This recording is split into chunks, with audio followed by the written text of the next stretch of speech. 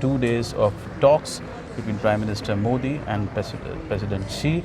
And here in Greece at Rhodes, we have Huiyao Wang. Dr. Huiyao Wang runs the Center for Globalization in China, and he's an expert on global issues as far as China is concerned.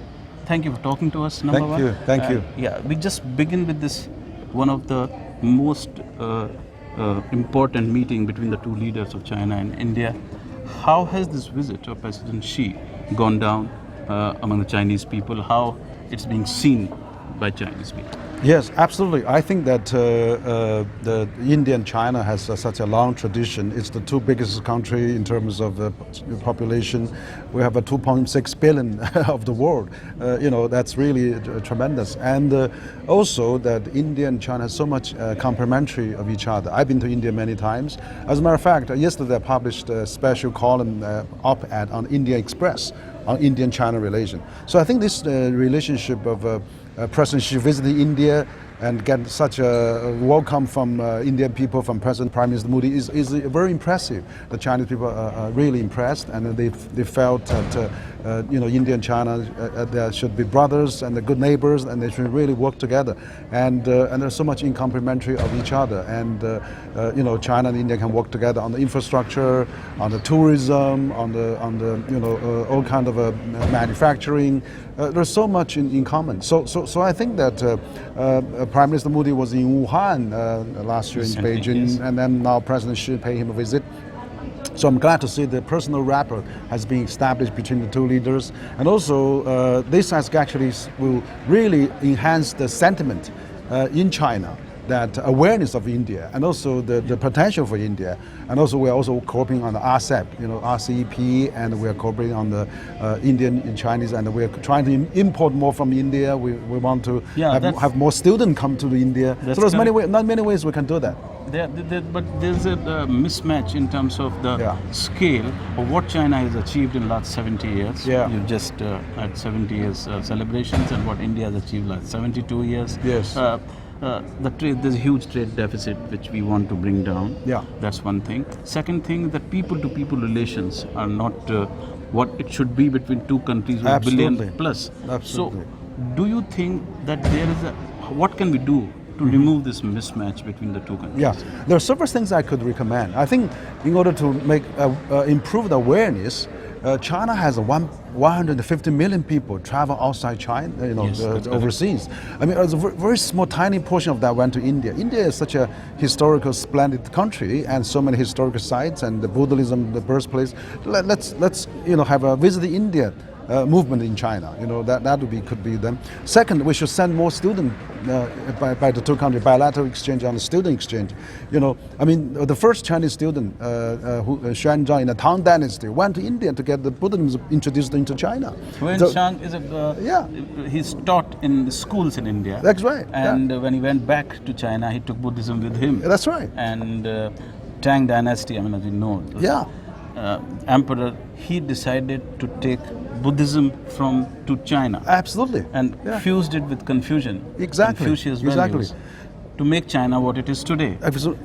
But do you think that India also needs to learn from Buddhism right now? I think that we have a common DNAs, of course, of our cultural DNAs, and India and China are huge neighbors, and we have a 1,000 reasons to get along, and not a single reason not to get along. And and also economically is very well. Like Xiaomi and a company like that is doing very well. Mobile phone is doing very well. So I think we should have more awareness of that.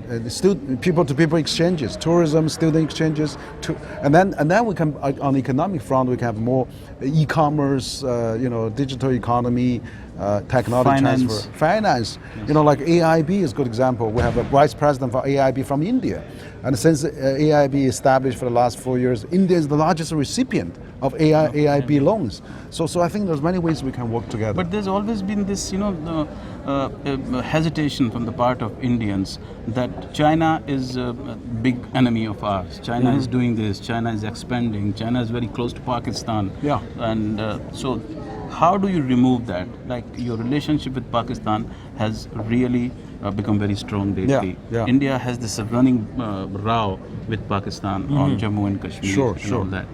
How do you remove these doubts from the minds of the Indian people? I think that, there's many ways we can do that. I mean, the President Xi and the President Modi's visit each other is a great breakthrough at the highest level. Let's already set up the tune. That's first thing. Second, I think that India and China should really have more exchanges, more dialogue, and more visits of both countries. Because now there's very few people in India visit China, and there's not many business from China visit India. So we really need to improve that environment. And thirdly, because I think let's talk about that. Let's have the right narrative. I think we have a little bit of historically some incident in the 1960s, but we should that's already last century. So let's look future, and let's have a right narrative.